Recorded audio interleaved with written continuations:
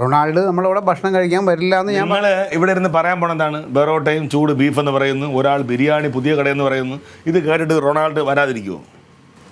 എൻ്റെ പൊന്നടിയാ, ഞാൻ പറയാണ് അവൻ ഇന്ന് നമ്മളവിടെ ഭക്ഷണം കഴിക്കാൻ വരില്ല. ഞാൻ ഈ പറഞ്ഞ കാര്യം തൊട്ട് മുമ്പ് നിന്റെ അടുത്ത് പറഞ്ഞ കാര്യം ഞാൻ അനുഭവസ്ഥനാണ്. ഞാൻ ശരി, അത് അന്നത്തെ കാര്യം. പക്ഷെ എന്നാൽ ഇന്നത്തെ കാര്യം ഞാൻ പറയാണ്, അവൻ നമ്മളവിടെ ഭക്ഷണം കഴിക്കാൻ വരില്ല.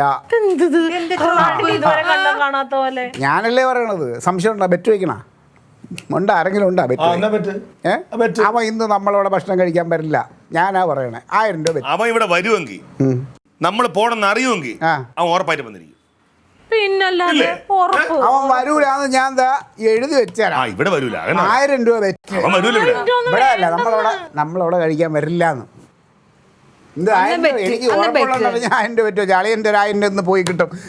ബെറ്റ് വെക്കാൻ റെഡിയാണോ? 1000 ബെറ്റ്. ചേച്ചി ഇതിന് 100 ആയുസാണല്ലോ ദൈവമേ. നിന്റെ കാര്യം പറഞ്ഞുകൊണ്ടിരിക്കുകയായിരുന്നു. റൊണാൾഡോ ഞങ്ങൾ പുറത്തു പോകുന്നുണ്ട് ആഹാരം കഴിക്കാനായിട്ട്. അതായത് ഇവിടെ ഒരു കടയുണ്ട്, നല്ല ബിരിയാണി കട. സൂപ്പർ ബിരിയാണി എന്നാണ് ഇവർ പറയുന്നത്. നല്ല മട്ടൻ ബിരിയാണി. ആർക്കാ മട്ടൻ ബിരിയാണി വേണ്ടത്? എനിക്ക് മട്ടൻ ബിരിയാണി. ചിക്കൻ ബിരിയാണി വേണ്ട. അപ്പോൾ ചിക്കൻ ബിരിയാണി ഞാൻ കഴിച്ചോളാം. അളിയന് ചൂട് പൊറോട്ടയും ബീഫ് കറിയും പിന്നെ ചിലപ്പോൾ ബീഫ് ഫ്രൈയും വാങ്ങുമെന്ന് പറയുന്നു. ഇതൊക്കെയാണ് ഞങ്ങളുടെ പ്ലാൻ. പിന്നെ ഇവൻ പറഞ്ഞിട്ട് നിന്നെ കൊണ്ടുപോകണ്ട, നിനക്ക് ഇവിടെ 2 വടയും ചമ്മന്തി മേടിച്ചോണ്ടിരാൻ പറഞ്ഞു. എൻ്റെ പൊന്നളിയാ, നീ ഇനി എന്ത് പറഞ്ഞ് പ്രലോഭിപ്പിച്ചാലും അവൻ വരില്ല. അവന് വേണ്ട. നീ വരണുണ്ടോ? ഞാൻ വരില്ലല്ലോ. ആയിക്കോട്ടെ, അവൻ കാണാത്തതാണോ ഇതൊക്കെ? അവനിപ്പോൾ എന്തായാലും വേണ്ട. അവൻ ഇപ്പോൾ വരില്ല. വരുന്നില്ലെന്നുണ്ടെങ്കിൽ ഞാൻ നിയാസിന് ഒരു പേപ്പർ ഞാൻ തരാം, അതുകൊണ്ടൊന്നും കൊടുക്കണം. നിയാസിന്റെ പേപ്പർ കൊണ്ട് കൊടുത്താൽ പോലെ അവൻ ഇനി പറഞ്ഞില്ലേ നീ ഇനി അങ്ങനെ അവൻ വരില്ല. പാഴ്സൽ വാങ്ങിച്ചോണ്ട് അതും വേണ്ട. അവൻ വരില്ലല്ലോ. അവന് വേണ്ട ഒന്നും അല്ലടാ. നിങ്ങളല്ലാതെ പുറത്ത് കഴിക്കാൻ പോകുന്നു, ഞാൻ വരണ്ട. ശരി, പക്ഷേ ഞാൻ വരും.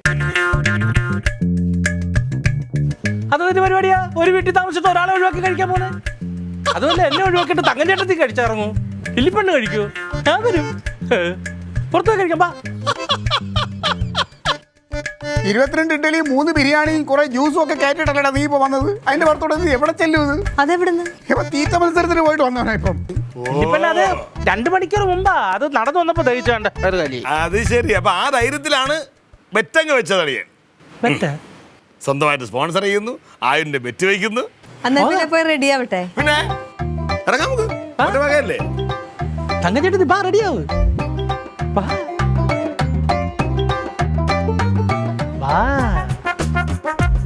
അളിയൻ